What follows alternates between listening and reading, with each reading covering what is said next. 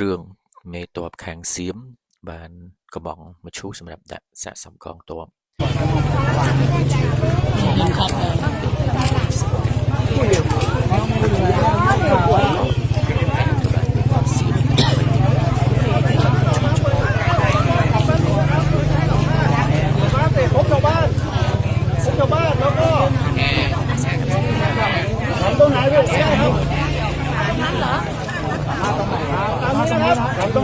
គឺគាត់សង្ខេបមកថាដំបូងឡើយមេទ័ពសៀមរូបអាយុប្រមាណជា50ឆ្នាំបានចុះពីលើឡានមកក្រោមស្ពានអាកាសចតនៅមុខហាងធ្វើមឈូសម្ចាស់ហាងក៏ជាអ្នកដំណើរសាច់រឿងប្រាប់មកថាគាត់បានមកកំងមឈូសបន្តមកទៀត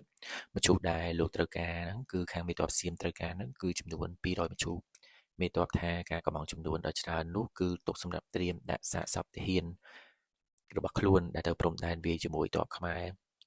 គាត់បានបញ្ជាក់ប្រាប់អ្នកធ្វើមឈូសនឹងប្រាប់បញ្ជាក់ឲ្យបញ្ជាក់ទៀតថាសុំ2ថ្ងៃយកសម្រាប់200មឈូសនឹងម្ចាស់សិប្បកម្មលឺអតិថិជនកំងច្រើនអញ្ចឹង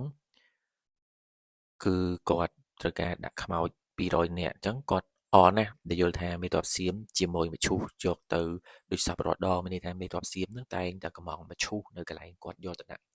ទ័ពសាកសពទ័ពដែលថាចេញច្បាំងជាមួយនឹងខ្មែរយើងហើយពីព្រោះអីមុខមាត់គេធំដុំដែរគេដល់ថ្នាក់មេទ័ពអីអញ្ចឹងគាត់ក៏អត់បានទាប្រាក់កក់អីពីមេទ័ពនឹងទេសម្រាប់ការ order មឈូសលើកនេះ200ហ្នឹងហើយ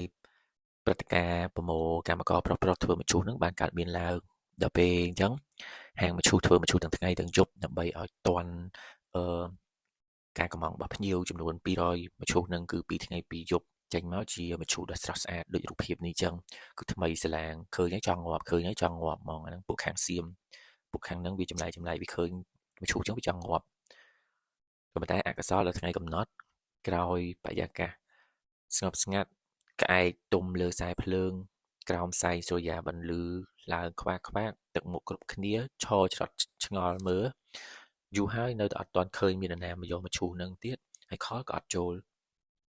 ម្ចាស់ហាងខឹងខ្លាំងមែនទែនទៅលើមេទ័ពសៀមនឹងបានផុសលើបណ្ដាញសង្គម Facebook របស់ខ្លួនហ្នឹងដល់ល្បីពេញប្រទេសថៃថ្ងៃទី3មេទ័ពថៃបានខលមកគេថាទាហានថៃស្លាប់ច្រើនណាស់មិនមែន200នឹងទេតែពួកគេនៅលើដីខ្មែរអញ្ចឹងឲ្យរងចាំគេហ្នឹងនឹងឲ្យកូនទាហានទៅដឹកពីព្រោះគេកំពុងទៅនៅសមរភូមិមុខកំពុងច្បាំងមួយខ្មែរយើងនៅសមរភូមិមុខហើយអាមេទ័ពសៀមហ្នឹងថាទៀតថាគេកំពុងតែប្រើផ្សែងដើម្បីចាត់ទ័ពអន្តរាគមន៍បន្លំចូលយកសារសពទាហានសៀមដែលស្លាប់នៅលើដីខ្មែរដែលធ្វើជាជីនៅលើដីខ្មែរយើងហ្នឹងហើយដល់ពេលដល់ថ្ងៃទី4អត់ឃើញមកយកទៀតម្ចាស់ហាងក៏ខលទៅសួរទៀតអាមេទ័ពសៀមហ្នឹងថាចាអើយឲ្យក្រុមអន្តរាគមន៍ពិសេសដល់ពូកែនាំក្រុមកណ្ដោពិឃាតបង្កប់ទៅលួងវាយកសារសពនានាឥ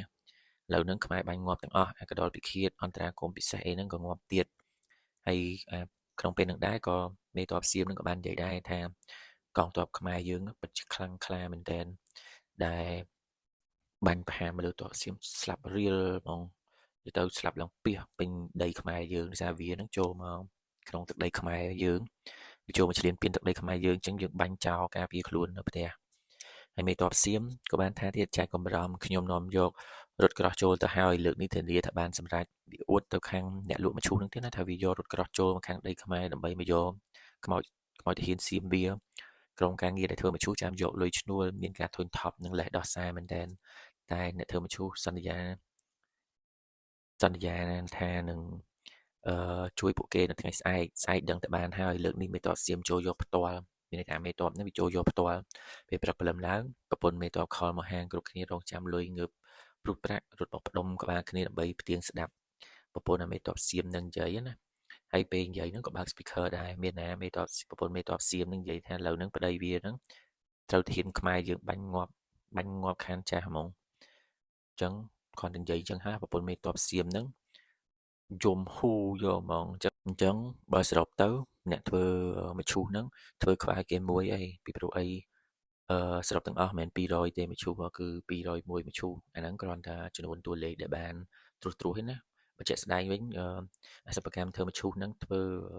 2ខែទៀតក៏មិនទាន់ដាក់សាកសពទាហាននឹងអស់ដែរបើសិនជាថ្មាតអត់ស៊ីបើសិនជាសាកសពនៅមានរូបរាងនៅមានអីថ្មាតក្អែកអីអត់ចឹកស៊ីអាហ្នឹងដល់លើសហ្នឹងអីអញ្ ចឹងអ្នកធ្វើមឈូសនឹងដឹងថាកម្មករមឈូសនឹងសប្បាយងាប់ហើយធ្វើមិនដេកមិនពួនទេ2ខែធ្វើមិនអស់ផង